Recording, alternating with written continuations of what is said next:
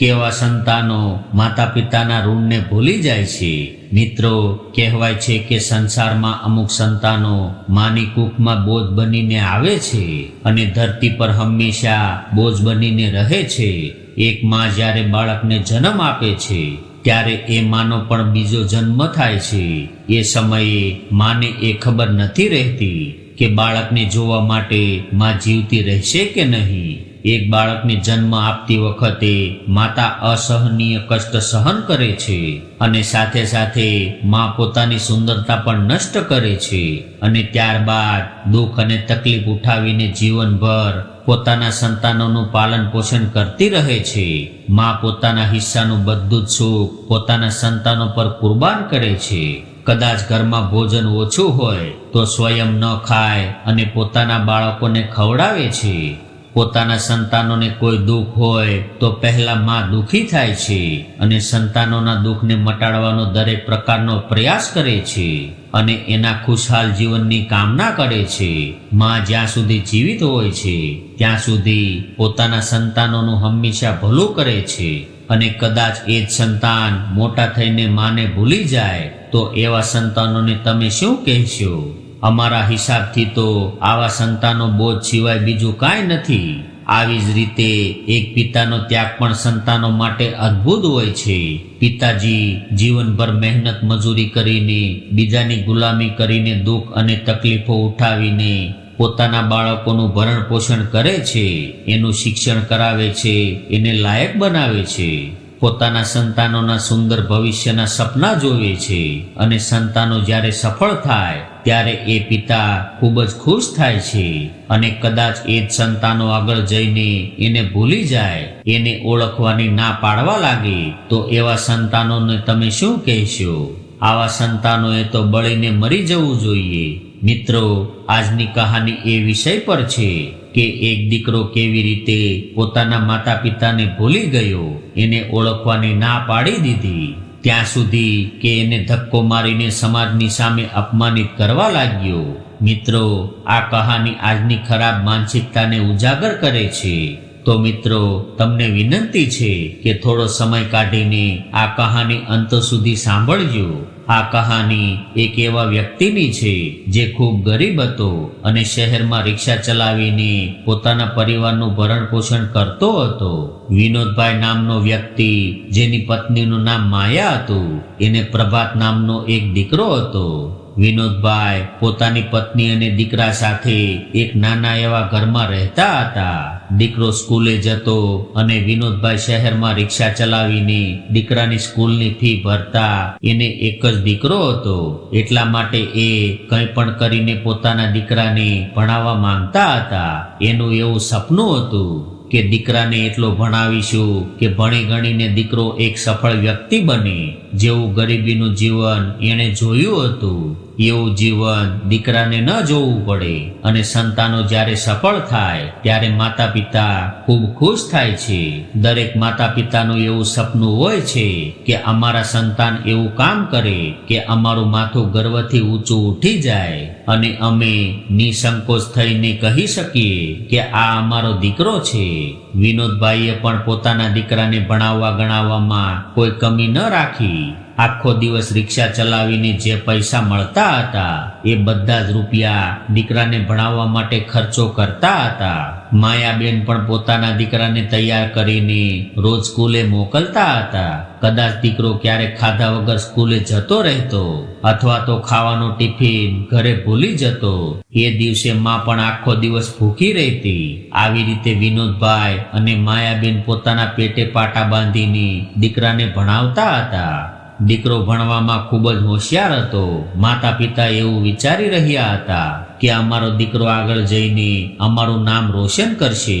રિક્ષા ચલાવીને એટલી કમાણી નહોતી થઈ રહી કે દીકરાના ભણતરનો બધો ખર્ચો ઉઠાવી શકે, કેમ કે એમાંથી ઘરનું ગુજરાન પણ ચલાવવું પડતું। એટલે વિનોદભાઈ બીજા પાસેથી પૈસા ઉધાર લઈને દીકરાની ફી ભરી દેતા। આવી રીતે ધીરે ધીરે દીકરાએ 12 ધોરણ પૂરા કર્યા। 12મા ધોરણમાં દીકરાએ આખા જિલ્લામાં બીજું સ્થાન હાંસલ કર્યું હતું। આ જોઈને માતા પિતા ખૂબ ખુશ થયા। એને પોતાના દીકરાનું ભવિષ્ય દેખાઈ રહ્યું હતું। પરંતુ આ બધું એના સહયોગ વગર સંભવ નહોતું. હવે આગળનું ભણવા માટે દીકરાને બીજા શહેરમાં મોકલી દીધો અને એક પ્રખ્યાત કોલેજમાં એનું એડમિશન કરાવી દીધું. આ કોલેજમાં હંમેશા અમીર લોકોના સંતાનો ભણતા હતા, કેમ કે એની ફી ઘણી મોંઘી હતી. પરંતુ વિનોદભાઈએ વિચાર્યું હતું કે કદાચ ગમે એ થઈ જાય તો પણ મારે મારા દીકરાને આ કોલેજમાં ભણાવવો છે. હવે તો વિનોદભાઈ દિવસ રાત એક કરીને પૈસા કમાઈને દીકરાના ભણતરનો ખર્ચો ઉઠાવતા હતા. દીકરાને એમણે ક્યારેય એવું મહેસૂસ ન થવા દીધું કે એના પિતા આટલા પૈસા ક્યાંથી લાવે છે. વિનોદભાઈ આ પૈસામાં થોડા પૈસા પોતાની રિક્ષામાંથી કમાતા હતા અને એમાં ઓછા પડતા ત્યારે બીજા પાસેથી વ્યાજ પર ઉઠાવી લાવતા. મિત્રો, પ્રભાત જે કોલેજમાં ભણતો હતો એ કોલેજમાં ધનવાન લોકોના દીકરાઓ ભણતા હતા અને કદાચ કોઈ ગરીબનો દીકરો આ કોલેજમાં ભણવા આવતો તો અમીરોના દીકરા એને પરેશાન કરતા, એની મજાક ઉડાવતા અને એવું કહેતા કે તું ક્યાં અમારી બરાબરી કરવા આવી ગયો? તમે લોકો ગરીબ છો અને ગરીબ લોકોએ આટલા ઊંચા સપના ન જોવા જોઈએ. એક દિવસ પ્રભાસ પોતાના મિત્રો સાથે બેઠો હતો ત્યારે એણે જોયું કે એક ગરીબ છોકરાને સ્કૂલના બીજા છોકરાઓ પરેશાન કરતા હતા. એ લોકો એની સાથે મારપીટ કરી રહ્યા હતા અને એવું કહી રહ્યા હતા કે તું અહીંયાથી ભાગી જા. ત્યારે પ્રભાતે એની બાજુમાં બેસેલા એક છોકરાને પૂછ્યું કે આ બધા સાથે મળીને પેલા છોકરાને શા માટે પરેશાન કરી રહ્યા છે? શું એણે એનું કોઈ ચોરી લીધું છે? ત્યારે એક છોકરો પ્રભાતને કહેવા લાગ્યો કે એણે કંઈ ચોર્યું નથી, પરંતુ એ છોકરો ગરીબ છે અને કોઈ ગરીબ છોકરો અમારી સાથે ભણે એ અમને પસંદ નથી. કોઈ ગરીબ છોકરો અહીંયા ભણવા આવે તો આ છોકરાઓ એને આવી રીતે જ પરેશાન કરે છે. ગરીબોને એની ઓકાત બતાવવા માટે જ અમે એને પરેશાન કરીએ છીએ, જેનાથી આ ગરીબો અમારી નકલ ન કરે અને અમારી બરાબરી ન કરી શકે. ત્યારે પ્રભાત કહેવા લાગ્યો કે અરે મિત્રો, તમે કેવી વાત કરો છો? કદાચ કોઈ અમીર હોય કે ગરીબ હોય, ભણવાનો અધિકાર તો બધાને હોય છે. વિદ્યા ક્યારેય ભેદભાવ નથી કરતી કે અરે આ તો ગરીબ છે, હું એની પાસે નહીં જાઉં, અથવા તો આ અમીર છે તો હું આની પાસે જ રહીશ. જ્યારે વિદ્યા ભેદભાવ નથી કરતી તો પછી તમે લોકો શા માટે કરો છો? તમને ખબર છે કે અહીંયા સુધી આવવા માટે આ એક ગરીબે કેટલો સંઘર્ષ કર્યો હશે. હવે એ જેમ તેમ કરીને અહીંયા સુધી પહોંચી ગયો છે તો તમે લોકો એને સારી રીતે રહેવા નથી દેતા. પ્રભાતની વાત સાંભળીને છોકરાઓ કહેવા લાગ્યા કે અરે ભાઈ, તને આટલું બધું દર્દ શા માટે થઈ રહ્યું છે? ક્યાંક તું પણ ગરીબ નથી ને? પ્રભાતે જોયું કે આ લોકો ગરીબો સાથે સારો વ્યવહાર નથી કરતા અને કદાચ હું આને કહીશ કે હું ગરીબ છું તો આ લોકો મારી સાથે પણ આવો અત્યાચાર કરવા લાગશે. પ્રભાત ગભરાઈ ગયો અને કહેવા લાગ્યો કે નહીં ભાઈ, હું ગરીબ નથી. મારા પિતાજી તો ખૂબ મોટા વેપારી છે, અમારો તો લાખોનો કારોબાર ચાલે છે. ત્યારે એના મિત્રએ કહ્યું કે તો પછી તું શા માટે પરેશાન થઈ રહ્યો છો? એની સાથે જે થઈ રહ્યું છે એ થવા દે. કદાચ એની સાથે આવો વ્યવહાર નહીં કરવામાં આવે તો આ કોલેજ આવા ગરીબ લોકોથી ભરાઈ જશે. મિત્રો, આવી રીતે પ્રભાત આ કોલેજમાં રહીને અમીરોના મુખેથી ગરીબો માટે રોજ રોજ ઉલટી સીધી વાતો સાંભળતો હતો, જેનાથી એને પોતાના માતા પિતાથી નફરત થવા લાગી. હવે તો પ્રભાત રોજ રોજ ભગવાનને એવું કહેતો કે તમે મને આવા ગરીબ ઘરમાં શા માટે જન્મ આપ્યો?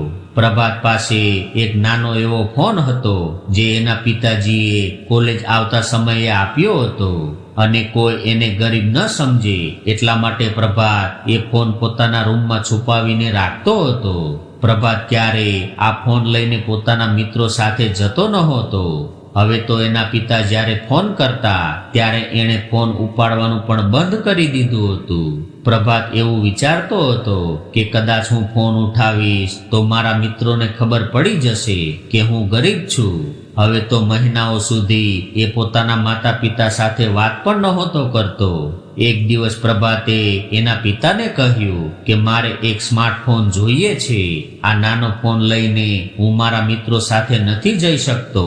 ત્યારે પિતાજીએ કહ્યું કે દીકરા, અત્યારે સ્માર્ટફોન ખરીદવાની આપણી હેસિયત નથી. હું તો ખૂબ મુશ્કેલીથી તારા ભણતરનો ખર્ચો ઉઠાવી શકું છું. પિતાજીની આવી વાતથી દીકરો નારાજ થઈ ગયો અને કહેવા લાગ્યો કે જ્યારે તમારી પાસે પૈસા નથી તો તમે આટલા મોટા સપના શા માટે જુઓ છો, જે સપના તમે પૂરા ન કરી શકો? ત્યારે પિતાજીએ કહ્યું કે દીકરા, તારું જીવન ગરીબીના બોજની નીચે દબાઈને ન રહી જાય એટલા માટે અમે તને એ કોલેજમાં ભણવા મોકલ્યો છે. અને હું એવું નથી ચાહતો કે તું પણ મારી જેમ રિક્ષા ચલાવે, અને તને ભવિષ્યમાં ખૂબ મોટો માણસ બનેલો જોવા માંગીએ છીએ. એટલે તું અત્યારે આ બધો દેખાવ કરવામાં ન પડતો અને તારા ભણતરમાં ધ્યાન આપ. જ્યારે તું સફળતા મેળવી ત્યારે તું મોંઘામાં મોંઘો ફોન સ્વયં ખરીદી શકીશ. અને કદાચ તને કોઈ પરેશાન કરી રહ્યું હોય તો તું ચિંતા ન કરતો, હું તારા પ્રિન્સિપલ સાથે વાત કરી લઈશ. ત્યારે દીકરાએ નારાજ થઈને કહ્યું કે નહીં પિતાજી, તમારે અહીંયા આવવાની કોઈ જરૂર નથી અને અહીંયા તો તમે ભૂલથી પણ નહીં આવતા. તમારી હાલત જોઈને મારા મિત્રો મારી મજાક ઉડાવશે. પિતાજી, હું ખૂબ બદનસીબ છું કે મેં તમારો દીકરો બનીને જન્મ લીધો છે, એટલે હવે હું મારી કિસ્મત ખુદ બદલી લઈશ. હું હવે અમીર વ્યક્તિ બનીને જ રહીશ. જ્યારે હું તમને કીડા મકોડાની જેમ જીવન જીવતા જોઉં છું ત્યારે મને ખુદ પર શરમ આવે છે. ત્યારે પિતાજીએ કહ્યું કે દીકરા, તું ચિંતા ન કરતો, થોડા સમયમાં જ હું તારા માટે સ્માર્ટફોનની વ્યવસ્થા કરીને મોકલું છું. તારી ખુશી માટે મારાથી જે કંઈ પણ થઈ શકશે એક બધું જ કરવા માટે હું તૈયાર છું. મિત્રો, વિનોદભાઈની પત્નીએ સાંભળ્યું કે અમારા દીકરાએ સ્માર્ટફોન માંગ્યો છે ત્યારે એની પાસે જે ઘરેણાં હતા એ વેચવા માટે આપી દીધા અને કહ્યું કે આ ઘરેણાં વેચીને તમે આપણા દીકરા માટે એક સ્માર્ટફોન ખરીદીને મોકલી દો. મિત્રો, હવે પિતાજીએ આ ઘરેણાં વેચીને એક સ્માર્ટફોન ખરીદીને દીકરાને મોકલી દીધો. આ બાજુ દીકરો પોતાના મિત્રો સામે સ્વયંને ખૂબ અમીર બતાવી ચૂક્યો હતો અને ક્યારેક એની વાત ખોટી ન પડી જાય એટલા માટે એ દરેક સમય એના પિતાજી પાસે કંઈક ને કંઈક માંગતો રહેતો. પિતાજી પણ જેમ તેમ કરીને અને વ્યાજે પૈસા લઈને દીકરાની માંગો પૂરી કરતા હતા. દીકરાએ પોતાને અમીર બતાવવાના ચક્કરમાં પિતાજીનું જીવન કર્જામાં ડૂબાડી દીધું હતું, પરંતુ પિતાજીએ ક્યારેય પોતાનું મન મેલું નહોતું કર્યું. એ તો એવું જ વિચારતા હતા કે જ્યારે દીકરો સફળ થઈ જશે ત્યારે મારું બધું જ લેણું ચૂકવી દેશે. વિનોદભાઈએ તો વ્યાજે પૈસા લઈને દીકરાની દરેક માંગો પૂરી કરી રહ્યા હતા, જેનાથી એના ભણતરમાં કોઈ તકલીફ ન આવે. હવે તો દીકરાનો ખર્ચો ઉઠાવતા વિનોદભાઈએ પોતાનું ઘર પણ વેચી દીધું અને પોતાની પત્નીને લઈને એક ભાડાના મકાનમાં રહેવા લાગ્યા. આ બાજુ પ્રભાતને પોતાના માતા પિતા અને પોતાના ગામથી નફરત થવા લાગી હતી. રોજ રોજ અમીરોના સંતાનો સાથે રહેવાથી એ પૂરી રીતે બદલાઈ ગયો હતો. હવે તો અમીર લોકો સાથે એની દોસ્તી થઈ હતી એટલે એની જેમ જ પ્રભાતને રહેવું પડતું હતું. હવે તો એણે પોતાના માતા પિતાનો ફોન ઉઠાવવાનું બંધ કર્યું હતું અને ક્યારેક ફોન ઉઠાવી લેતો તો સારી રીતે વાત પણ નહોતો કરતો. એક દિવસ પ્રભાતે એના પિતાને કહ્યું કે પિતાજી, હવે મારું ભણતર પૂરું થવાનું છે એટલે મને વારે વારે ફોન કરીને પરેશાન ન કરતા, હું જલ્દી જ ઘરે આવી જઈશ. દીકરાને ઘરે આવવાની વાત સાંભળીને માતા પિતા ખૂબ પ્રસન્ન થયા. માયાબેન તો પોતાના દીકરાને મળવા માટે ખૂબ બેચેન થવા લાગ્યા અને એ તો પોતાના મહોલ્લામાં રહેતી અન્ય મહિલાઓને કહેવા લાગ્યા કે અમારો દીકરો ભણતર પૂરું કરીને અમારા ઘરે પાછો આવી રહ્યો છે. તમે જોજો, હવે અમારા ઘરમાં બધું જ બદલી જશે. દીકરાને ઘરે આવવામાં 1 મહિનાનો સમય લાગશે એવું કહ્યું હતું, પરંતુ 1 મહિનો વીતી ગયો છતાં પણ દીકરો ઘરે ન આવ્યો. ફોન કરવાની તો એણે પહેલાથી જ ના પાડેલી હતી. જ્યારે વિનોદભાઈ અને એની પત્નીનું મન ન માન્યું ત્યારે એમણે એમના દીકરાને ફોન કર્યો, પરંતુ એનો ફોન બંધ આવી રહ્યો હતો. વિનોદભાઈ અને માયાબેન હવે શું કરી શકવાના હતા? એની પાસે તો દીકરાના આવવાની રાહ જોવા સિવાય બીજો કોઈ વિકલ્પ નહોતો. થોડા દિવસ બાદ બંને પતિ પત્ની દીકરાને શોધવા માટે શહેરમાં આવ્યા. અને જ્યાં એની કોલેજ હતી ત્યાં જઈને પૂછવા લાગ્યા. ત્યારે એને ખબર પડી કે દીકરાને તો નોકરી મળી ગઈ છે અને એ આ શહેરમાં રહીને નોકરી કરી રહ્યો છે. મિત્રો, તમને જણાવી દઈએ કે પ્રભાતને નોકરી તો ત્યારે મળી ગઈ હતી જ્યારે એણે એના પિતા સાથે છેલ્લી વાર વાત કરી હતી અને ફોન કરવાની ના પાડી હતી. એની કોલેજમાં એક સુહાની નામની છોકરી ભણતી હતી. સુહાની એ ખૂબ મોટા વેપારીની દીકરી હતી. એને પ્રભાત સાથે પ્રેમ થઈ ગયો હતો અને સુહાનીએ પોતાના પિતાને કહીને પ્રભાતને પોતાની કંપનીમાં નોકરી અપાવી હતી. હવે પ્રભાત પોતાની નોકરીમાં વ્યસ્ત થઈ ગયો હતો અને માતા પિતાને ભૂલી ગયો હતો અને એ પણ એવું ચાહતો હતો કે મારા માતા પિતા હવે મને ક્યારેય યાદ ન કરે. એને પોતાના માતા પિતાની ગરીબ હાલતથી નફરત હતી. એ પોતાના માતા પિતાને કોઈ વાત જણાવવા નહોતો માંગતો, પરંતુ આ બાજુ જ્યારે વિનોદભાઈ અને એના પત્નીને ખબર પડી કે અમારો દીકરો અમારાથી નફરત કરે છે, ત્યારે એને ખૂબ જ દુઃખ થયું. એના બધા જ સપનાઓ તૂટીને વિખેરાઈ ગયા. દીકરો ભલે એને ભૂલી ગયો હતો, પરંતુ માતા પિતા હજુ પણ પોતાના દીકરાને મળવા માટે તડપી રહ્યા હતા. ત્યારબાદ એમણે નક્કી કર્યું કે હવે અમે આ શહેરમાં રહીને જ રિક્ષા ચલાવીને પૈસા કમાઈશું, કેમ કે પિતાજી ઉપર ઘણું બધું લેણું થઈ ગયું હતું. એટલે એણે એવું વિચાર્યું કે અહીંયા રહીને પૈસા કમાઈને લેણું ચૂકવતા રહીશું અને ભગવાનની દયા થશે તો ક્યારેક દીકરાને મળી શકશું. આવું વિચારીને વિનોદભાઈ અને માયાબેન આ શહેરમાં રહેવા લાગ્યા. ગામડામાં એનું ઘર હતું એ તો એણે પહેલાથી જ વેચીને એ પૈસા દીકરાના ભણતરમાં લગાવી દીધા હતા. એટલા માટે ત્યાંની એને કોઈ લોભ લાલચ રહી નહોતી. ત્યારબાદ માતા પિતા આ શહેરમાં જ એક રૂમ ભાડે રાખીને રહેવા લાગ્યા. હવે વિનોદભાઈ રિક્ષા ચલાવીને મહિનામાં જેટલા રૂપિયા ભેગા કરતા હતા એ લઈને જેની પાસેથી પૈસા વ્યાજે લીધેલા હોય એને આપતા હતા. આ બાજુ માતા દીકરાના વિરહમાં પાગલ થઈ રહી હતી. એ સરખી રીતે ખાતી પીતી નહોતી. એ દરેક સમયે પોતાના દીકરાને યાદ કરતી રહેતી. વિનોદભાઈએ પણ પોતાના દીકરાને ઘણી વખત ફોન લગાવ્યો, પરંતુ એણે એકવાર પણ ફોન ન ઉઠાવ્યો. દીકરાની ચિંતામાં માયાબેન બીમાર પડી ગયા અને એ બીમારીમાં એનું અવસાન થઈ ગયું. હવે વિનોદભાઈ બિલકુલ એકલા પડી ગયા હતા. એની બધી જ ઈચ્છાઓ સમાપ્ત થઈ ગઈ હતી. વિનોદભાઈ પર લેણું હતું, એના માટે વૃદ્ધાશ્રમમાં પણ એને રિક્ષા ચલાવવી પડતી હતી. એ આખો દિવસ રિક્ષા ચલાવતા હતા અને સાંજે ખાઈ પીને સૂઈ જતા. રિક્ષા ચલાવીને મહિને જેટલા પૈસા ભેગા થતા એ પૈસા લઈને લેણદારોનું લેણું ચૂકવતા રહેતા. લેણદારોને પણ વિનોદભાઈની આવી હાલત પર દયા આવતી હતી. ત્યારે એ લોકો એવું કહેતા કે વિનોદભાઈ, તમે હવે ખૂબ કમજોર થઈ ગયા છો. આ ઉંમરમાં તો લોકો આરામ કરે છે અને તમે આખો દિવસ કામ કરો છો અને તમારું લેણું ચૂકવો છો. આ બધું કેવી રીતે કરી શકો છો? ત્યારે વિનોદભાઈ કહેવા લાગ્યા કે મારી જીવવાની બધી જ ઈચ્છાઓ તો પહેલાથી જ મરી ગઈ છે, પરંતુ તમારા લેણાના લીધે મારે જીવવું પડે છે. હું એવું વિચારું છું કે મારા મૃત્યુ પહેલા મેં જેની પાસેથી પૈસા લીધા છે એ બધા જ પૈસા ચૂકવી દઉં. ત્યારે એ લોકોએ કહ્યું કે વિનોદભાઈ, તમે ખૂબ ઈમાનદાર વ્યક્તિ છો, અમને તમારા પર દયા આવે છે. આ ઉંમરમાં પણ તમે મહેનત કરીને તમારું લેણું ચૂકવી રહ્યા છો. તમારી અવસ્થા અને તમારી મહેનત જોઈને અમે તમારું લેણું માફ કરીએ છીએ. ત્યારે એક વ્યક્તિએ કહ્યું કે મારી પાસે તમારા માટે એક કામ છે. એ કામ કરીને તમને રહેવા માટે સારી જગ્યા મળશે અને પૈસા મળશે અને તમને કોઈ કષ્ટ નહીં થાય. ત્યારે વિનોદભાઈએ પૂછ્યું કે શેઠજી, એવું શું કામ છે જે મારા લાયક હોય? ત્યારે શેઠજી કહેવા લાગ્યા કે વિનોદભાઈ, તમે જે શહેરમાં રહો છો એ શહેરમાં જ એક બિઝનેસમેન મારો મિત્ર છે અને એને તમારા જેવા વિશ્વાસુ ડ્રાઈવરની જરૂર છે અને મને એવું લાગે છે કે એના ડ્રાઈવર બનવા માટે તમે પૂર્ણ રીતે યોગ્ય છો. કદાચ તમે આ નોકરી કરવા માંગતા હોય તો હું એને ફોન કરીને જણાવી દઉં છું.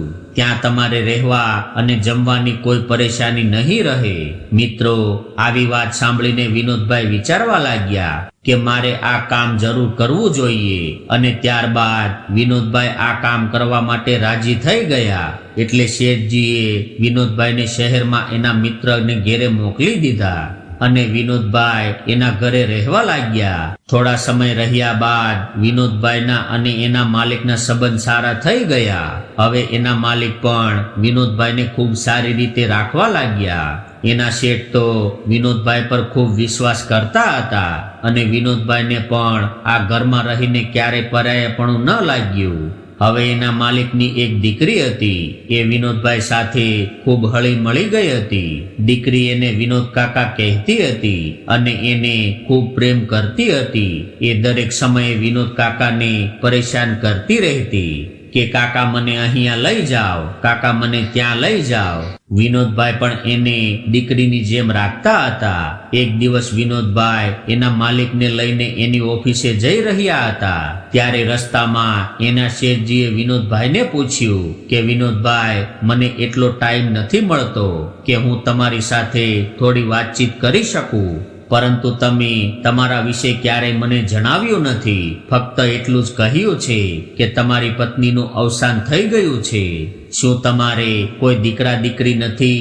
ત્યારે વિનોદભાઈ કહેવા લાગ્યા કે માલિક, મારો એક દીકરો હતો, પરંતુ હવે એનો કોઈ પત્તો નથી. આવી રીતે વિનોદભાઈએ પોતાના જીવનની આખી કહાની એના માલિકને જણાવી દીધી અને કહેતા કહેતા એનું ગળું રૂંધાઈ ગયું. ત્યારે એના માલિકે એને આશ્વાસન આપ્યું અને કહ્યું કે વિનોદભાઈ, તમે તો તમારી ફરજ નિભાવી છે, પરંતુ આ તમારા દીકરાનું દુર્ભાગ્ય હતું કે એ તમારા જેવા દેવતા સમાન પિતાને ભૂલી ગયો છે.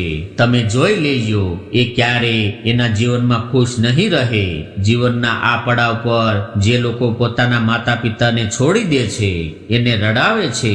માતા પિતા કદાચ અમીર હોય કે ગરીબ હોય, પરંતુ સંતાન એના ઋણ ક્યારેય નથી ચૂકવી શકતા. ત્યારબાદ એના માલિક કહેવા લાગ્યા કે વિનોદભાઈ, તમે ખુદને એકલા મહેસૂસ નહીં કરતા. મારી દીકરી તમને એક પિતાની જેમ પ્રેમ કરે છે અને કાલે એની સગાઈ છે, એટલે એની સગાઈમાં તમારે કાકાનો રોલ નિભાવવાનો છે.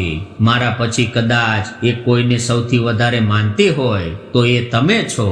ત્યારે વિનોદભાઈએ કહ્યું કે માલિક, તમે ચિંતા ન કરો, હું મારી દીકરીની સગાઈમાં કોઈ કમી નહીં આવવા દઉં. હું એની ખુશી માટે કંઈ પણ કરવા માટે તૈયાર છું. મિત્રો, બીજા દિવસે તેના શેઠજીની દીકરીની સગાઈ હતી અને એ દિવસે સવારથી જ વિનોદભાઈ દોડી દોડીને બધું કામ કરવા લાગ્યા. સવારથી એણે કંઈ ખાધું પીધું નહોતું. એ દોડી દોડીને થાકી ગયા હતા, પરંતુ એમણે હિંમત ન હારી. થાકી હારીને વિનોદભાઈ એક જગ્યાએ આરામ કરવા બેસી ગયા. ત્યારે જે છોકરીની સગાઈ હતી એ એના માટે શરબત લઈને આવી અને કહેવા લાગી કે લો કાકા, શરબત પી લ્યો. કદાચ અત્યારથી તમે થાકી જશો તો મારા વિવાહમાં શું કરશો? ત્યારે વિનોદભાઈ કહે છે કે દીકરી, તું મારી ચિંતા ન કર. મારી દીકરી માટે તો હું આનાથી પણ વધારે મહેનત કરી લઈશ. આટલું કહીને એ ઘરની બહાર કામ કરવા જતા રહ્યા. ત્યારે છોકરીની સગાઈ થવાની હતી. એ છોકરાની ગાડી દ્વાર પર આવી ગઈ. હવે શેઠજી છોકરાનું સ્વાગત કરવા માટે દ્વાર પર પહોંચ્યા અને ગાડીમાંથી જે છોકરો બહાર આવ્યો એને જોઈને વિનોદભાઈની આંખો ફાટી રહી, કેમ કે એ છોકરો બીજું કોઈ નહીં પરંતુ વિનોદભાઈનો દીકરો પ્રભાત હતો. દીકરાને અચાનક જોઈને વિનોદભાઈની આંખો ભરાઈ ગઈ. એની અંદર દીકરાને મળવાની ભાવના પ્રગટ થવા લાગી. એ દીકરાને ગળે લગાવવા માંગતા હતા. ત્યારે શેઠજી આવ્યા અને વિનોદભાઈને કહેવા લાગ્યા કે વિનોદભાઈ, તમે અહીંયા ઊભા રહીને શું કરી રહ્યા છો? અંદર જઈને મહેમાનોના સ્વાગતની તૈયારી કરો. ત્યારે પોતાની ભાવનાઓને મનમાં દબાવીને વિનોદભાઈ કામ કરવા લાગ્યા. પરંતુ જ્યારે એનો દીકરો સ્ટેજ પર પહોંચ્યો ત્યારે વિનોદભાઈ પાણીની ટ્રે હાથમાં લઈને ઊભા હતા અને દીકરાને જોઈને એના હાથ ધ્રુજવા લાગ્યા અને વિચારવા લાગ્યા કે મેં ક્યારેય વિચાર્યું પણ નહોતું કે જે દીકરાને જોવા માટે આટલા વર્ષોથી મારી આંખો તરસી રહી છે એની સાથે મારી આવી રીતે મુલાકાત થશે. એ ખુદને રોકી ન શક્યા અને તરત જ સ્ટેજ પર ચડીને પોતાના દીકરાને ગળે લગાવીને રડવા લાગ્યા. આ જોઈને બધા જ લોકો આશ્ચર્યચકિત થઈ ગયા અને આ છોકરાએ જોયું કે જે વૃદ્ધ વ્યક્તિ એને ગળે લગાડીને રડી રહ્યો છે એ મારો પિતા છે, એટલે એણે એકદમથી વિનોદભાઈને ધક્કો મારીને પાછળ હટાવી દીધા અને નારાજ થઈને કહેવા લાગ્યો કે કોણ છે આ પાગલ વ્યક્તિ, આને અહીંથી હટાવો. કોણ જાણે તમે કેવા પાગલ લોકોને નોકરી પર રાખ્યા છે. ત્યારે એના શેઠજી કહેવા લાગ્યા કે દીકરા, આ નોકર નથી, આ અમારા ઘરના એક સભ્ય છે, સુહાનીના કાકા છે. એનો દીકરો એને છોડીને જતો રહ્યો છે. એ પોતાના દીકરાને જોવા માટે તડપી રહ્યા છે, એટલા માટે દરેક લોકોમાં એને એનો દીકરો દેખાય છે. ત્યારે પ્રભાત એના થવાવાળા સસરાજીને કહેવા લાગ્યો કે માફ કરજો પિતાજી, આવા લોકોને તમે નથી જાણતા. આ લોકો ગરીબીનું બહાનું બનાવીને ગટરના કીડાની જેમ અમીર લોકો જોવા મળે છે. આ લોકો ગરીબીનું બહાનું બનાવીને ગટરના કીડાની જેમ અમીર લોકો જેવા મળે એટલે એની પાછળ પડી જાય છે. હું આવા લોકોને સારી રીતે જાણું છું. આવી રીતે ખૂબ અપશબ્દો કહીને પ્રભાતે એના પિતાનું અપમાન કર્યું. બિચારા વિનોદભાઈનું હૃદય ફાટી રહ્યું હતું. એ સ્વયં આત્મગ્લાનિથી મરી રહ્યા હતા અને વિચારી રહ્યા હતા કે મારા દીકરાએ આવું શા માટે કર્યું હશે. ત્યારબાદ વિનોદભાઈ એક ખૂણામાં જઈને જોર જોરથી રડવા લાગ્યા. ત્યારે સુહાની બધું જ છોડીને તરત જ વિનોદભાઈ પાસે પહોંચી ગઈ અને જોયું કે વિનોદભાઈ પોતાના દીકરાનો ફોટો જોઈને જોર જોરથી રડી રહ્યા હતા. જે પિતાએ પોતાના દીકરાને આ મુકામ સુધી પહોંચાડવા માટે ખુદ રાત દિવસ તકલીફ સહન કરીને કામ કર્યું, જે માએ પોતાના દીકરાની દરેક ઈચ્છા પૂરી કરવા માટે બીજાના ઘરમાં કામ કરીને પોતાના પ્રાણ ત્યાગી દીધા, આજે એના દીકરાએ એના ત્યાગ અને તપસ્યાનું આ ફળ આપ્યું હતું. હવે સુહાની પાછળ ઊભી રહીને વિનોદ કાકાના ખભા પર હાથ રાખીને પૂછવા લાગી કે કાકા, શું આ પ્રભાત તમારો દીકરો છે? કદાચ એ તમારો દીકરો હોય તો પછી તમારી આવી હાલત કેમ છે અને એણે તમારી સાથે આવો વ્યવહાર શા માટે કર્યો? ત્યારે રડતા રડતા વિનોદભાઈએ સુહાનીને આખી કહાની સંભળાવી. આ સાંભળીને સુહાનીને પ્રભાતથી નફરત થઈ ગઈ. ત્યારે સુહાની પોતાના ઘરમાં ગઈ અને વિનોદભાઈ ત્યાં જ બેસીને રડતા રહ્યા. હવે મોકો જોઈને પ્રભાત પાછળથી એની પાસે આવ્યો અને એને કહેવા લાગ્યો કે તમે મારો પીછો નહીં છોડો એમને? હું જ્યાં જાઉં ત્યાં પહોંચી જાઉં છો. મેં તો એવું વિચાર્યું હતું કે અત્યાર સુધીમાં તો તમે લોકો મરી ગયા હશો, પરંતુ તમે તો હજુ પણ જીવતા છો. ત્યારે વિનોદભાઈએ કહ્યું કે દીકરા, મરી તો હું ગયો છું, પરંતુ તારા માટે આજથી હું તને નથી જાણતો, પરંતુ તારી સચ્ચાઈ તારા થવાવાળા સસરાજીને જરૂર બતાવી દઈશ. એ પણ જાણી લે કે તેના થવાવાળા જમાઈ કેટલો સારો છે. ત્યારે પ્રભાત ગુસ્સે થયો અને કહેવા લાગ્યો કે અરે પાગલ બુઢ્ઢા, કદાચ તે કોઈને કંઈ જણાવી દીધું તો એનું પરિણામ તારી લાડલી સુહાનીને ભોગવવું પડશે. આ સાંભળીને વિનોદભાઈ શાંત પડી ગયા અને વિચારવા લાગ્યા કે કદાચ મારા લીધે કોઈ વાત બગડી જશે તો સુહાની પણ મારાથી નારાજ થઈ જશે.